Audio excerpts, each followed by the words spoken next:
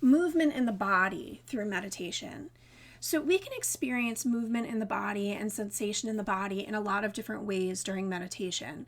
But it's important to remember that we want to keep and maintain our non-judgmental awareness of those sensations in the body. So to give you an example, if somebody's knee is aching, oftentimes, we've all had these conversations where somebody's knee is aching and they tell you all of the things they did that day that made that knee ache. They were raking their yard, they were cleaning their car, they were, rolling the wheelbarrow, whatever it is that they were doing. There's an entire script, and the story takes on a life of its own. And what happens is when we do that, when we create those scripts and we tell those stories, we're now attaching to that story, and the brain starts building these neural pathways and it starts to look for it.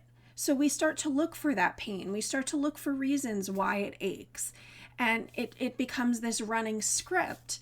So when we're meditating and we notice sensation, it's okay to just simply notice sensation without needing to tell that story about it. And sensation can show up in a variety of different ways. So I'll give you a really good example. So I've had my meditation business for about 7 years now, and several years back, I had a gentleman come to me, and he was coming in because he had, a significant amount of stress in his life and wanted to learn a skill to help him manage it and learn how to work with it.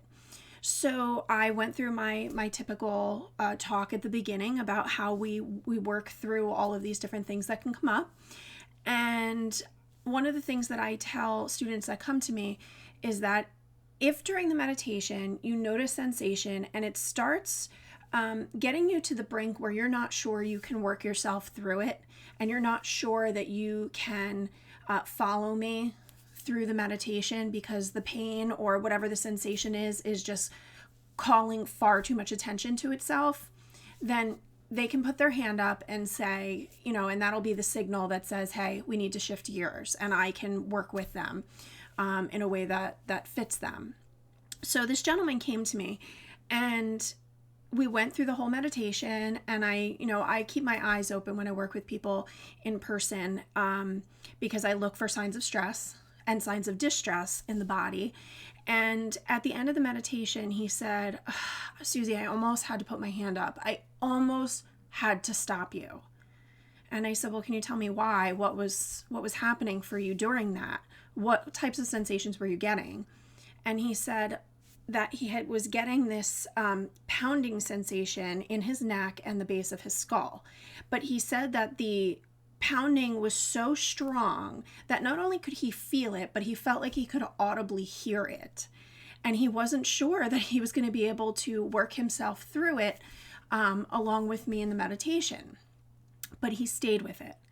And he said later on, I don't know what happened. He said, at some point I became aware that the thumping was gone and the feeling was gone. And somehow I was just feeling calmer. That is one of my best examples of this. And I think it's a more extreme example. Not everyone has that type of response to it. The sensation that comes up in the body can be an itch. It could be a tickle in the throat. It can be just, little types of movement in the legs, maybe just some restlessness. So those types of things can happen when you're meditating. And they're not there to alarm you. This is how your body communicates with you. And why didn't he feel that thumping at any other point? Why didn't he have that when he came in the door if he was already experiencing stress? Well, when we're working and we're out living our lives, we're oftentimes not even paying attention to how our body is truly feeling. That's why you can work all day, and then when you go to bed at night, your back hurts, your hips hurt, your knees hurt, your feet hurt.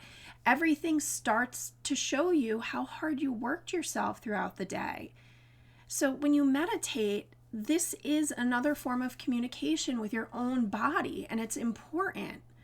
When we wear our bodies down and we don't pay attention to the pockets and places where we're holding all of this stress, it wears us down.